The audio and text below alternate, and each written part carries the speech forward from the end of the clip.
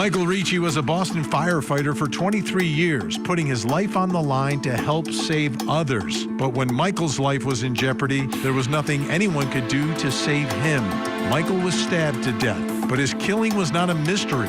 From the beginning, it was clear who was responsible: his wife, Christine. So why would Christine kill her husband, leaving their children without a father? The answer depends upon who you ask. Prosecutors say she was an abuser, someone who resorted to physical violence when she got into arguments with her husband. They also say at the root of it all was an affair by Michael in 2018. From that point forward, she never forgave and never forgot. And her frustration resulted in murder. But the defense has a whole other take on what happened. They say Michael was the problem, and in a violent, manic state, lunged at Christine, who had to protect herself with a knife. Caught in the middle of all of this was their 16-year-old daughter, who was living in that home. What does she have to say about the family dynamic, and what impact did Michael's affair have on all of it? We'll take a closer look as we investigate the tragic death of Michael Ricci. I'm Vinnie Politan. Thanks for joining us. We're going to take you inside the world of the Riccis. Michael and Christine and their children. They were a family. He was a firefighter for 23 years. 23 years. I mean, that's dangerous. The fire happens, they go in to try to get us out, right? So he's out there risking his life, but that's not how he lost his life. He lost his life at the hands of his own wife. And as we get into this story and get into the dynamic in the household, it seems like things just went bad and they never got better. And the family was struggling. There were a lot of issues, and a lot of these issues seemingly are coming from an affair that Michael had, and it fractured the relationship, which fractured the family, and they ended up where they ended up. We're going to talk about this story tonight, but first, Ted Rowlands has the background for us. 49-year-old Christine Ricci is accused of murdering her husband on January 28, 2021. She allegedly stabbed 51-year-old Michael Ricci with a kitchen knife. He was a Boston firefighter for 23 years. They shared 3 children, and it was their 16-year-old who called 911 to report the stabbing. Local station WBZ was at Ricci's arraignment, which made headlines when she fainted in court. Your Honor, Miss Ricci having a medical emergency. Come on. All rise. Court's in recess. Ricci has pled not guilty. She told police Michael was experiencing a manic episode.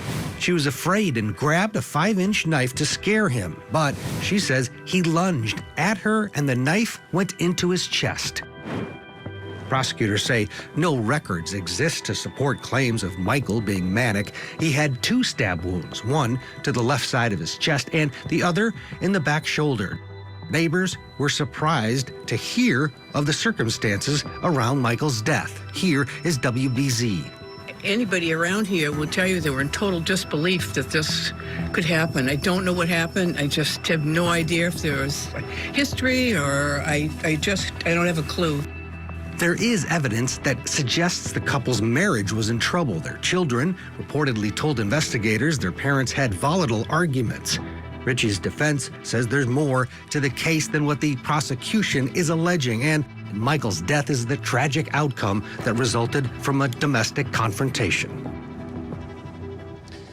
Now, at the time, their 16-year-old daughter, Sophia, was living in the home. That's the one Ted referenced, the one who called 911 after her father had been stabbed and collapsed on the ground. She's now 20, telling the story of what was going on inside of that home. Can you describe what your parents' relationship was like when you were growing up before you learned about the affair? There was no fight, and they were very close. They loved each other a lot. Did they show a lot of love for you and your brothers? Yes, they did. both of them? Yeah, they always showed love. And then after the summer of 2018, is that when things changed? Yes. And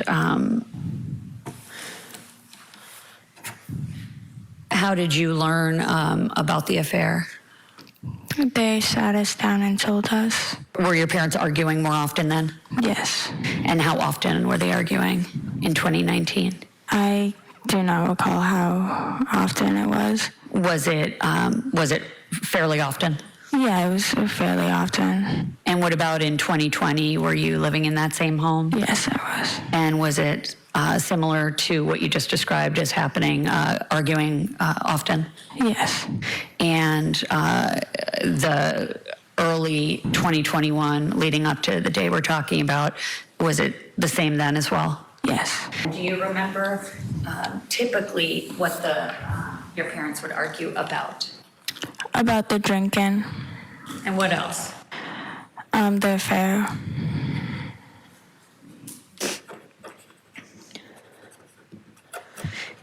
And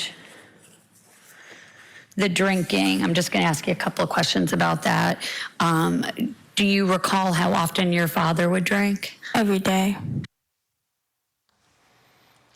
Things were not great inside that household, not great at all, and tough spot for a young woman like that. Was only 16 at the time, was a teenager when all this was going on. Let's bring in our guests. Joining me in Boston, Massachusetts, Boston 25 reporter Bob Ward, and also joining us from Massachusetts, criminal defense attorney Joseph Krowski Jr. Great to see you both. Bob, there are a lot of problems going on inside this household. This was a volatile situation in light of all the issues that are taking place. Yeah, it sounds like a very toxic situation in that house ever since he came clean about this affair that took place, previously in the teens. And ever since then, nothing was ever the same. And somehow, this translated over time into a lot of yelling and arguing, and finally into this tragic death of this firefighter. Joseph, there's a couple issues at play here. There's the affair that causes the tension, and as Sophia was talking about, he's also drinking every day. Her dad. Oh. So between the drinking, the bad blood regarding the affair, it's going to cause a very delicate situation. Oh, this was a tumultuous relationship, no doubt, and it goes beyond the drinking. If you monitor the docket sheet, the defense has a filing under advisement that certainly suggests that with Michael Ricci, it went beyond just mere drinking, that there are mental health diagnoses at play, and certainly some overt acts of violence directed towards the defendant, Christine Ricci. And Bob, when you talk about this story and this case, it starts, he's a firefighter. For 23 years, he is putting on the uniform, ready in an instant to spring into action. To go from that to where he seemingly ended up is another tragedy in all of this. It really is. And in the clip that you showed before you came to us, you saw those interviews with the neighbors who said they had no clue anything was going on. And that seems to be the case in many domestic violence cases where horrible things are happening behind closed doors. But to the outside world, people present a completely different face. And that's what it seems like here. You're absolutely right. He was one of Boston's finest. He's a hero. He goes into the line of danger, try to save lives, to try to save us. Yet in the end, he dies in a domestic case in his own house. It just shows you how little we really know what's going on with our neighbors. And Joseph, I think the most important people to hear from is Sophia and the children, because they're the ones who are going to have, I think, the best information about, firsthand information about what's going on in their households. But when you think about children testifying in a case like this, even though they're not 8 years old or 10 years old, she was only 16 at the time, they're young. This is a difficult spot for them. Oh, it's a terrible spot. The prosecutor probably felt like she had to call them to prove the case, especially Sophia. Sophia is the most contemporaneous percipient witness to this incident other than Christine Ricci herself. So I'm sure it's not a decision that was made lightly. I will say I watched the testimony of both children, of both of the children of Michael and Christine. And it seems to me, I'm not being skeptical or cynical, but there was some minimization there in that testimony of what life is really like, because it's probably a difficult thing to testify to in a public forum. Oh, no doubt. No doubt. This is your family's innermost secrets, being publicly displayed. But publicly displayed, Bob, because someone was stabbed and killed in all of this. Yeah. And that's the reality of the situation. And it was Sophia who had to make that call to 911. She made that call and she saw what she saw in the house, right? Just imagine seeing your father on the ground in the kitchen and a 5-inch steak knife there. Your mother hysterical. Your whole family life is now gone. You've already lost your father, and now you're testifying against your mother. I can't even understand what that would be like to have to go through that. And as you mentioned, she's only 20 years old, 16 when this happened. Just an awful set of circumstances for anyone to be in. And it's going to be interesting to see how this defense progresses, because there is evidence of domestic violence, but it was from the mother against the father. And he also has a stab wound in the back of his shoulder. The fatal wound is to the front. So it's going to be a difficult set of facts for these kids to have to testify to, and then years later from now trying to come to terms with. Absolutely. Bob Ward, Boston 25. Always great to have you on the program. Thank you so much. Joseph Krowski Jr. staying with us. When we come back, we're going to take a closer look at the killing itself. What happened? What was going on in that house that made Christine take the knife and plunge it into her husband? This week, the biggest moments in the Black Swan murder trial, plus a voice for victims in the tragic story of a 6-year-old's death and a father now facing sentencing. Opening statements with Julie Grant. Mornings at 8/7 Central on Court TV. Sunday, August 11th, the season finale of Accomplice to Murder. The horrors they uncovered are horrors not even inflicted upon prisoners of war. Accomplice to Murder with Vinnie Politan. Season finale, Sunday, August 11th, 8/7 Central, only on Court TV.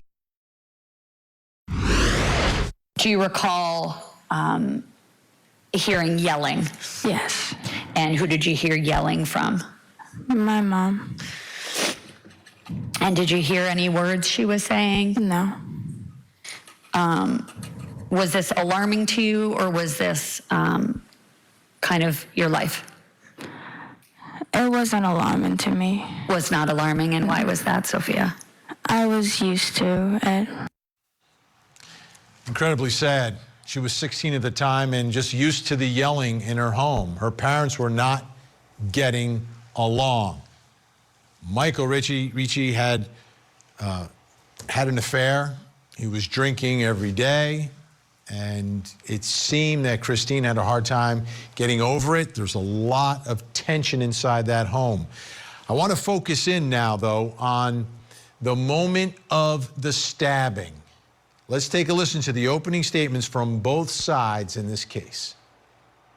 The children will testify and tell you that arguments were frequent in the household and that arguments were always about the same thing, the affair.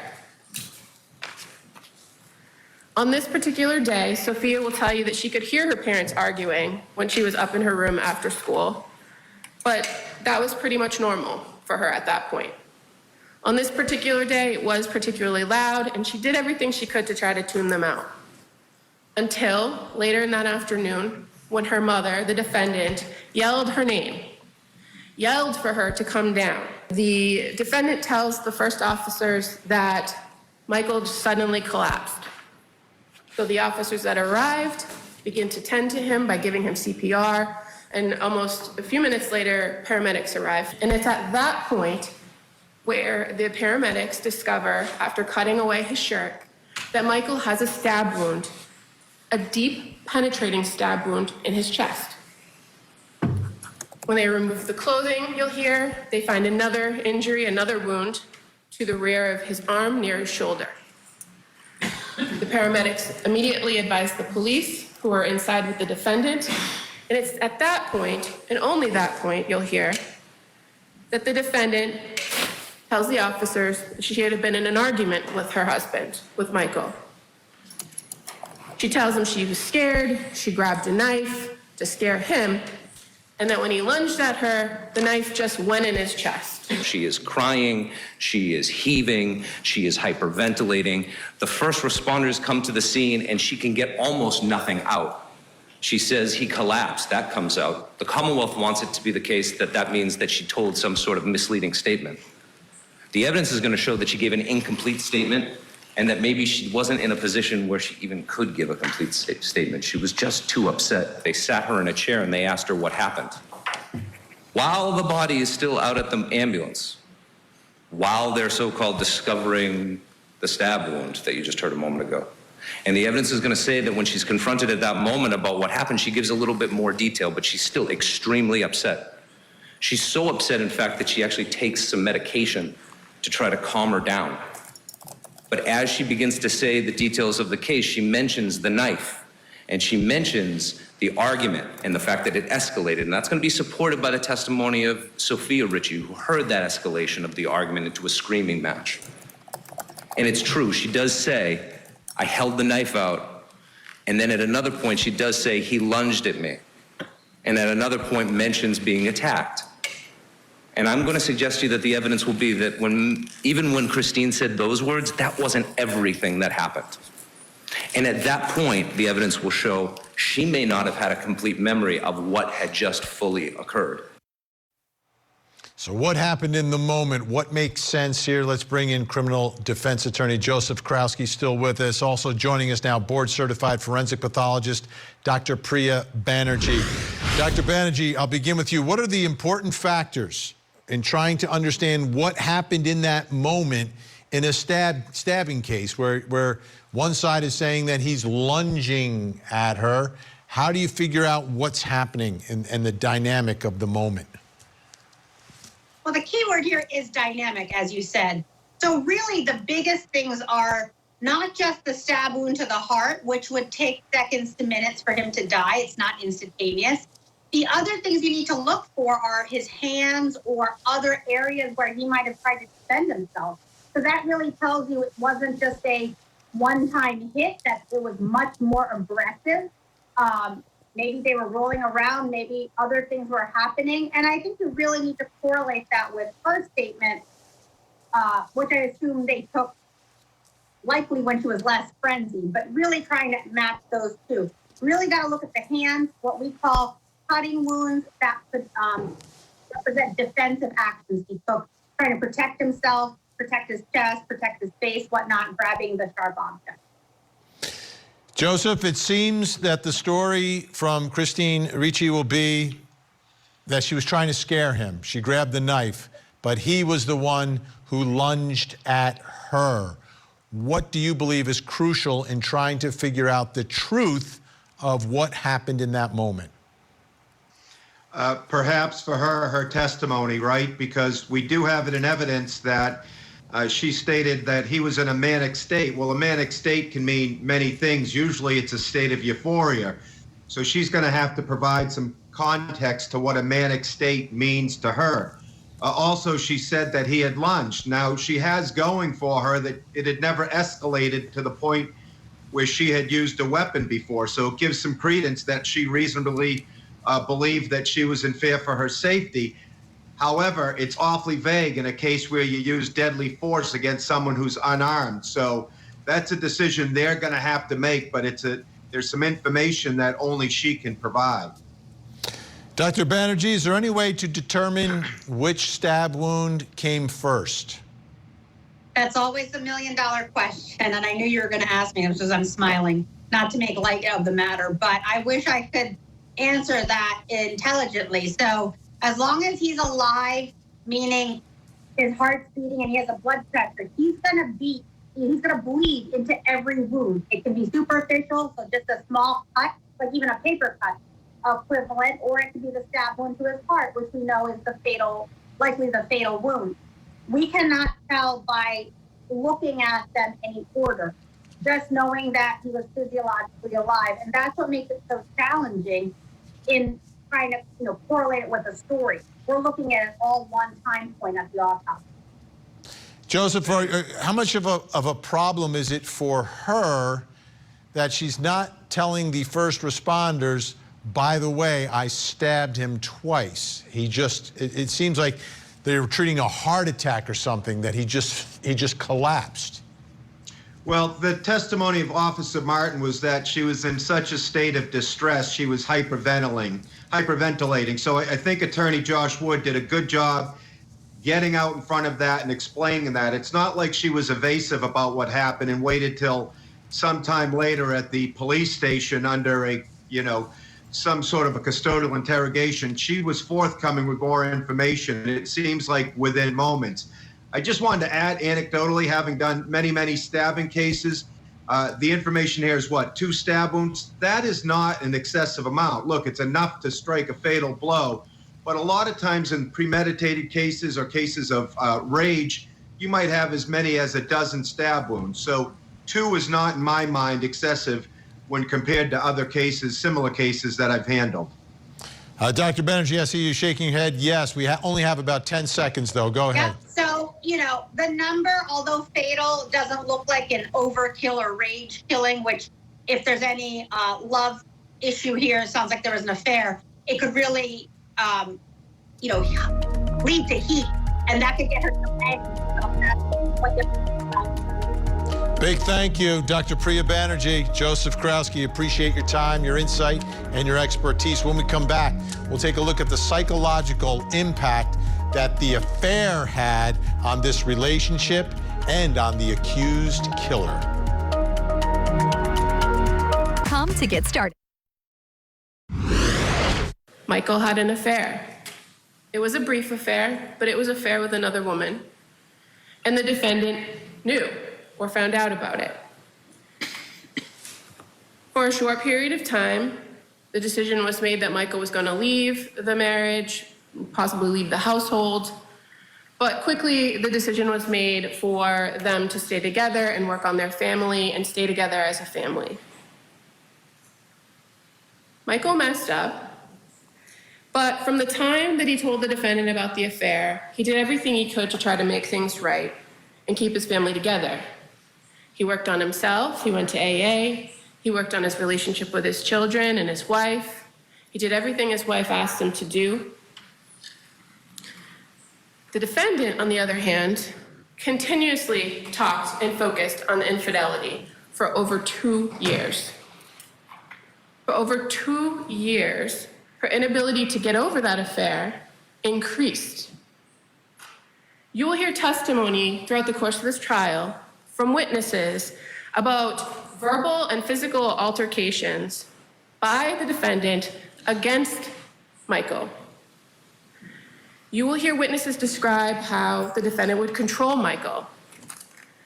They will tell you about seeing black eyes, fat lips, scratches on his face, and a broken nose. It was difficult. This was a completely different family after Michael Ricci's affair, an affair that he admitted and shared not only with his wife, not only telling her, but they sat down the kids and told the kids as well, including Angel, who's their son. And Angel here describes how this affair and what happened after the affair. What was life like? What was going on between Christine and Michael inside that home? Take a listen. When your mother learned about the affair, did you notice changes in her demeanor on a day-to-day basis? Yeah. What kinds of things did you notice changed? Secluded.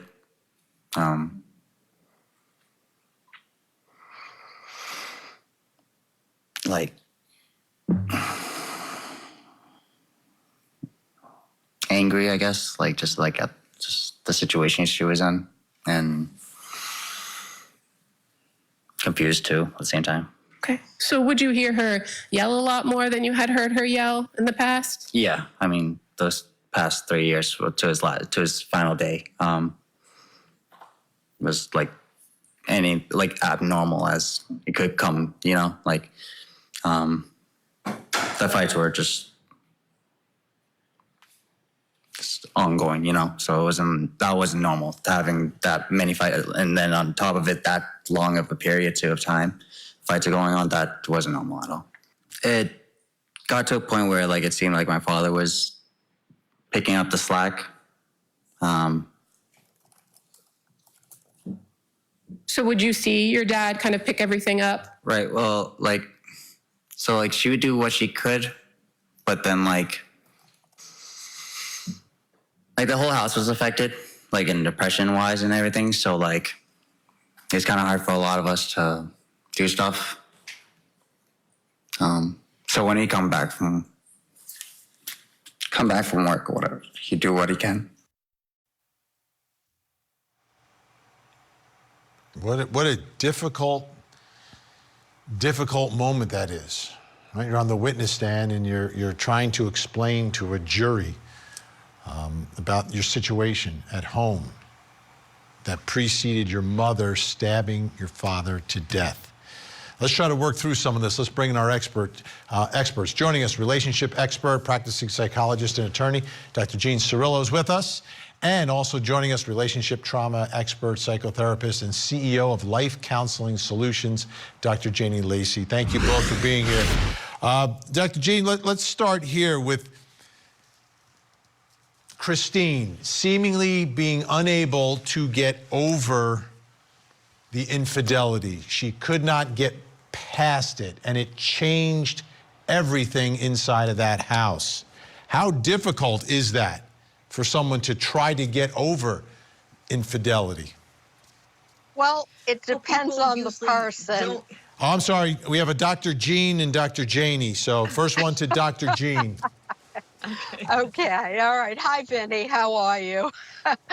Okay, you know, a lot of times people can get over an affair. It depends on other factors. It sounds like he had a sort of casual attitude. He has irregular hours. He's out with the guys a lot. That affair might not have meant that much to him, but 6 years ago it happened. I think they said 2018, and it sure was on her mind. And not only that, it was festering. She was making him pay, essentially, by leaving the work to him, constantly bringing it up in every argument, even if there were other issues. At some point, she should have seriously considered if they went for counseling, and I know they did, and they both went for counseling individually, too. If she couldn't get over it, you know, you can get a separation or divorce. It's better than what she did, and he probably would have been quite cooperative. Dr. Janie, listening to the testimony of their son, Angel, describing mom secluded, angry and confused, and a lot of yelling. It's normal, Vinnie. Her world was turned upside down. The one person, the most intimate relationship she had, their trust was broken. So when this happens, when someone experiences betrayal trauma, there is a certain level of trauma reactions that occur. So expressing anger, signs of depression, right? There's obsession over what happened, asking questions. What did I do? What is she better, right? So all of these types of mental gymnastics occur for the person who's been betrayed. And it's not necessarily something that they can just get over, but they have to be able to work through it. And depending on her coping mechanisms that she had as an individual person before this trauma, all of that stuff is going to come to a head. So if she had previous depression or anxiety, and now this trauma happening to her and questioning herself, we would see this as very normal as far as someone experiencing depression, anxiety, and kind of going through emotional instability after finding out betrayal has happened in their relationship. So in and of itself, there's nothing abnormal about some of the things that he described. Now, there are other issues in the home. He's apparently drinking every day, but also Sophia, their daughter, describes memory loss that the father was having and may have been a reason why the family and why Christine stayed there to help Michael through whatever he was going through. Let's take a listen to that. And he himself seemed and was acting as if he was concerned, correct, about his lack of memory and the fact that he would have these memory issues, right? Yes. And do you remember that sometimes when they would have fights, he would leave and go have a cigarette and then come back and say that he couldn't remember what they were arguing about? Yes. And he would claim to have these broad-based, long periods where he had no memory at all. Is that true? Yes, it is. And so initially, upon making this announcement that he had had an affair, was it also as part of that discussion that he was going to stay at home? He'd already made that decision? Yeah. And that he was going to try to work on himself, correct? Yes. And that they were going to try to figure it out, meaning both your parents. Yes. And part of what figuring it out meant was trying to figure out what was going on with your dad's memory and sort of what caused all this. Yeah. And wasn't that immediately your mother's sort of concern, right? Yes.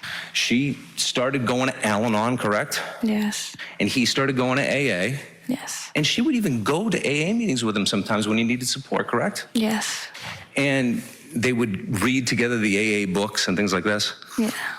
And at the same time, your mother ended up going back to Quincy College, didn't she, to start studying addiction and mental health issues? Yes, she did. Did you have any question in your mind that your mother wasn't sincerely trying to support your father during that time? I had no question. Dr. Janie Lacey, how about that part of what's going on in the household?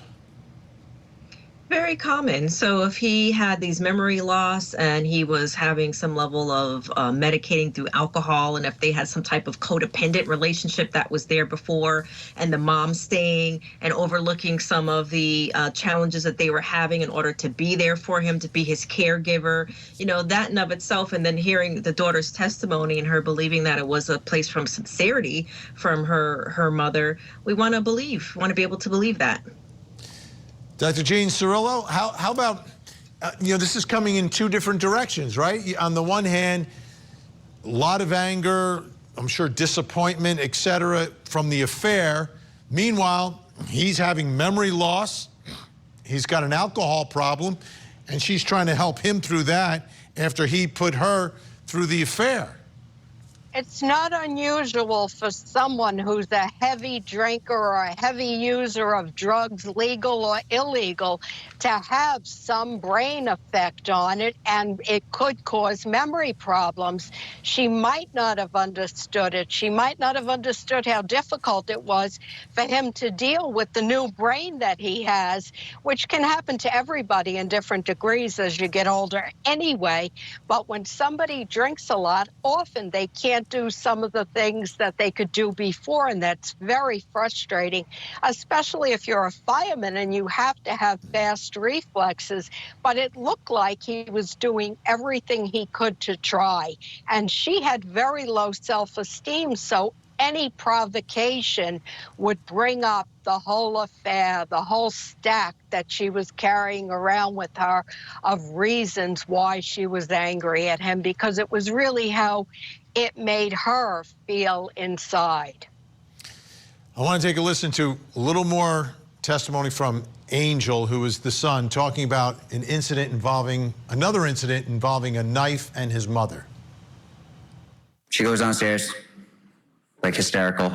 I worry, follow her. Next thing I know, she grabs the kitchen knife next to the sink and Japanese style, about to plunge herself with it. What did you and your father do when you saw your mom make that gesture? I grabbed the knife, stopping her from hurting herself, and then I called my dad over to help me, screaming. Were the two of you able to get the knife away? Yeah. Dr. Janie, I think about, obviously, the couple, but I'm also thinking about Angel now. This is someone now seeing his parents, disintegrating in front of his own eyes. He's got to grab a knife away from his mother, who's trying to plunge it into her own stomach. These kids, young adults now, are forever going to be changed. These are not normal situations that young adults should be a witness to, as far as their parents and their domestic violence and their mental health issues and all of the different traumatic reactions that was happening. This would have been a perfect time for this family to have some intervention and to receive some help, especially mom, who obviously had some really, really deep wounds and pain that that these reactions were coming from, because they're not normal reactions. So when we're looking at that, we're looking at the person that whatever she was experiencing in her inner world, she was only thinking about herself in that moment, and whatever the pain was deep or needing attention, a cry for help. But to have her son have to take the knife away, it's going to forever change his course of life, especially losing his father. Our experts are staying with us when we come back. Was Michael Ricci the victim of domestic violence? One of the most successful true crime TV shows ever. This is crazy. Now has a new home on America's original true crime obsession, 48 Hours on Court TV. Coming up next on Court TV. Sunday, August 11th, the season finale of Accomplice to Murder. The horrors they uncovered are horrors not even inflicted upon prisoners of war. Accomplice to Murder with Vinnie Politan. Season finale, Sunday, August 11th, 8/7 Central, only on Court TV. What, if any, injuries did you ever see your father have following an argument with your mother? Bruise on his face. What, if any, injuries did you ever see on your mother following arguments with your father? No injuries. That's Sophia Ricci describing the injuries on her father, not her mother, but on her father after arguments inside the household. I want you to take a listen to some of the friends describing what they noticed on Michael Ricci, right? So this is testimony not about the day of, but prior to, after the affair, and when they're having all these problems in the relationship, people are noticing things on Michael, some injuries. Take a listen. He was actually coming in on time, doing fine, until maybe about 6 months before he stopped working with us. He was coming in a little bit late, or not as reliable about coming in. Even on the days that he was scheduled to come in, there was a conflict of interest or scheduling. Okay. And when you noticed this change in his behavior, did you notice any physical changes as well? Yeah, we did. What did you observe of Michael specifically, physically? Okay, physically, he looked like he didn't look good. In other words, he didn't look like the Mike I knew when everybody knew, to the point where we'd ask, is everything okay? Or pull him aside, is everything all right? Because he had scratches a lot on his face, a lot. He had a fat lip, he had a bleeding nose. One time we thought his nose was broken. We asked him if everything was all right, something you want to talk about. Drawing your attention to the middle of 2019, what, if anything, drew your attention with regard to any injuries he had on him? He reported to work one morning with 2 black eyes. Had you ever seen him have black eyes before, sir? No.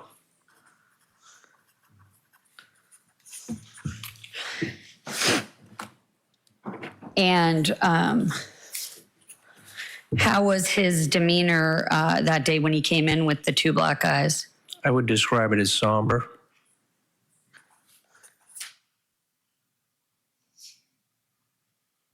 Did you ever know Michael to be kind of a barroom brawler? Never.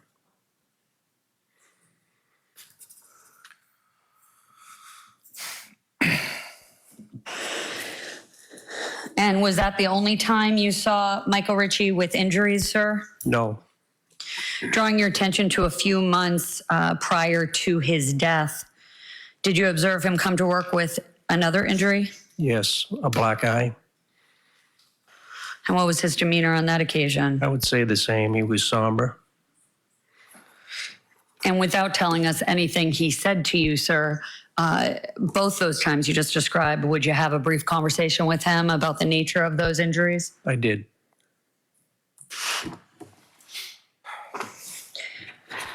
And drawing your attention to 1 week before Michael Ricci's death, again, without telling us anything he told you had happened, what, if anything, did you observe on his neck? He had scratches on his neck. All right, our expert's still with us, Dr. Jean Cirillo, Dr. Janie Lacey. Dr. Jean, was Michael a victim of domestic violence? He certainly was. If a woman came in with a black eye or a broken nose, there wouldn't be any question about it. People used to laugh it off when it was a man, but the statistics are about 50-50. Although some of the severe cases are women receiving severe injuries, but it looks like his wife was a hysterical, acting out woman who didn't even try to control her behavior that much when she was with him. She may have been borderline personality disorder, histrionic personality. I would seriously recommend a psychological evaluation because that won't make her escape any type of guilt, but it would be what you would call a mitigating circumstance. There might be lesser responsibility if she really is severely disturbed and it just went undiagnosed. Dr. Janie Lacey, he's a firefighter. It seems to me that he could physically overpower her at any point. Take us inside the mind of if, in fact, he's a victim of domestic abuse here, why he wouldn't strike back.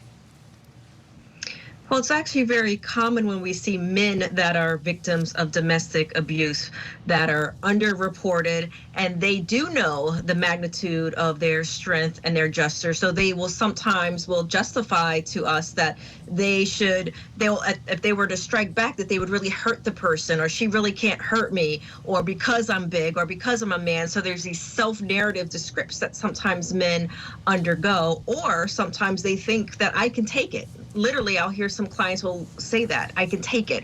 So when we see that our men are victims of domestic abuse, we'll see that sometimes they will just go ahead and take it and not strike back, because whether it's their guilt or whether they think they deserve it, or they feel like they can truly hurt their partner if they do strike back, or they feel like whatever their narratives are as far as the dynamics between a masculine and a feminine woman. But we also do know that there's shame, there's guilt, and they don't report, they don't share necessarily all the details to their loved ones. And sometimes they'll even cover it up and say other things have occurred instead of throwing their spouse under the bus.